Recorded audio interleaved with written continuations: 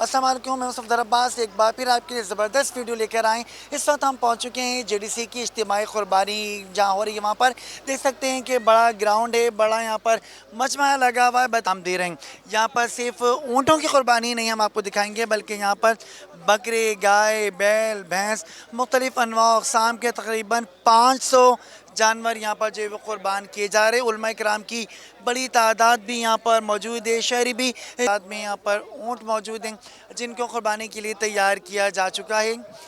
गायों की भी बड़ी तादाद है, बैल हैं, भैंसें हैं, लेकिन ऊँट यहाँ पर देखें मौजूद है जिनके पाँव भी बांधे हुए हैं। ये देखिए हम पहुँच गए हैं उस मुकाम पर जहाँ पर कुर्बानी के जानवरों की कटाई के बाद, गोश्त बनने के बाद यहाँ पर उनकी पैकिंग का सिलसिला जारी है। मुख्तलिफ़ टीमें यहाँ पर खिदमत अंजाम दे रही हैं, बच्चे भी शामिल हैं, नौजवानों की बड़ी तादाद यहाँ पर मौजूद है। और देखिए बड़ी जाफशानी के साथ जेडीसी के पैकेट में ये लोग जो है वो पैकिंग कर रहे हैं।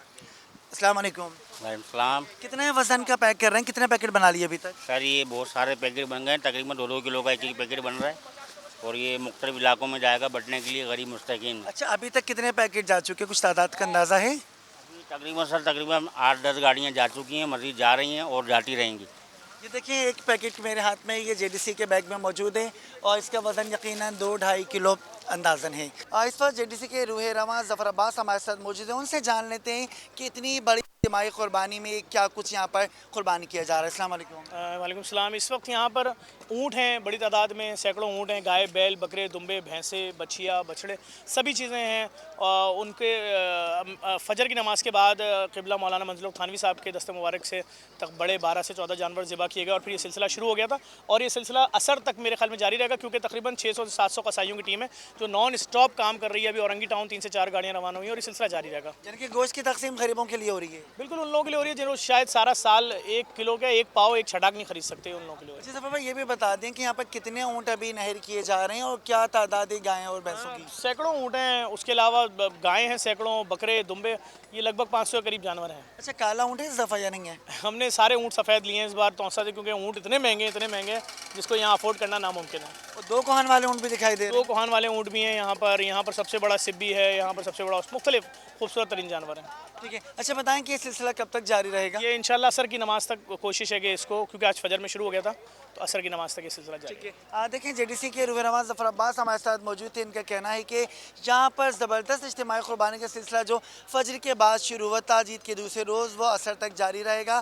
तकरीबन 500 यहाँ पर बकरे, गाय, बैल, ऊँटों की कुर्बानी की जा रही है। उनका गोश्त जो मुस्तहिक़ अफराद हैं, कराची के रहने वाले या दूर दराज इलाकों में रहने वाले, उनके लिए यहाँ से गोश्त जो वो तकसीम किया जा रहा है। आगे वो देखते हैं कि यहाँ पर क्या कुछ हो रहा है। कसाई की हैं, ये बताएं कि सबसे ज़्यादा मज़ा किसको गिराने में आया, किसने तंग किया? देखते हैं कोई रास्ते छोड़ा के भाग गया, किसने टक्कर मार दी, कुछ हुआ ऐसा? अभी तक तो फिल वक्त कुछ भी नहीं हुआ, आगे आने वाला वक्त आप बता नहीं सकते। अच्छा, वो देख रहे हैं हम बहुत दूर एक बैल बंधा हुआ लग रहा है, बड़ा मरखाना टाइप का दिखाई दे रहा है, कुछ उससे खौफ आ रहा है? जी बहुत खतरनाक है, वो ब्लैक भैंस है। हाँ, वो बहुत खतरनाक है, वो कितना कटते हुए खतरनाक है? बहुत ज़्यादा खतरनाक है। क्या करेगा वो? कटते हुए पता चलेगा कैसा उछलता है कैसा नहीं उछलता। तो आपको क्या अंदाजा है कि वो क्या करेगा? टक्कर वक्कर मार के भागेगा? भागता तो है, भागेगा। भागेगा। हाँ हाँ, जान बहुत है उसके अंदर। के साथ जो पीआर कम्युनिकेशन है इरफान, उनसे भी जानते हैं कि यहाँ पर क्या हो रहा है। अस्सलाम वालेकुम। वालेकुम अस्सलाम। इरफान, कितना अच्छा नेकी का काम चल रहा है यहाँ पर?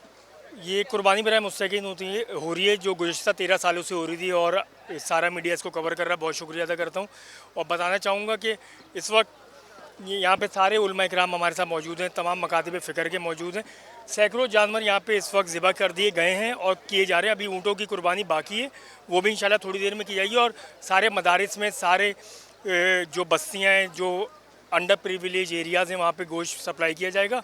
और जो डोनर हैं, खास इलाके भी बताएंगे कि किन इलाकों में गोश्त जा रहा है? लांडी, कायदाबाद, बल्दिया, सईदाबाद, औरंगी टाउन, कोरंगी और एफसी एरिया, मलीर और ऐसे जो एरियाज़ हैं, सरजानी, खुदा की बस्ती, ये सब एक बहुत अंडर प्रिविलेज। थकन तो हो जाती होगी, इतने माशाल्लाह से जानों की कुर्बानी है सुबह से लगे हुए? नहीं, मगर ये जो एक जज्बा है ना, ये जब करके हम लोग घर जाते हैं, यकीन करें सुकून से सोते हैं और अपने बच्चों के साथ एक ईद सेलिब्रेट करते हैं। और लगे हुए कब से इन चक्करों में? ये तकरीबन 50 दिन से ऊपर हुए हैं। तो घर को टाइम नहीं दे पा रहे, घर वाले चिड़चिड़े नहीं घर को होती? टाइम दे रहे हैं, बस जितना दे रहे हैं, लेकिन अब 2-3 दिन घर के लिए भी हैं। ठीक कि देखें इनका भी कहना है कि खिदमत खल्क के जज्बे से सरशार हैं, लोगों के लिए नेकी कर रहे हैं, नेकी कमा रहे हैं, तो इसलिए थकन कोई अहमियत नहीं रखती।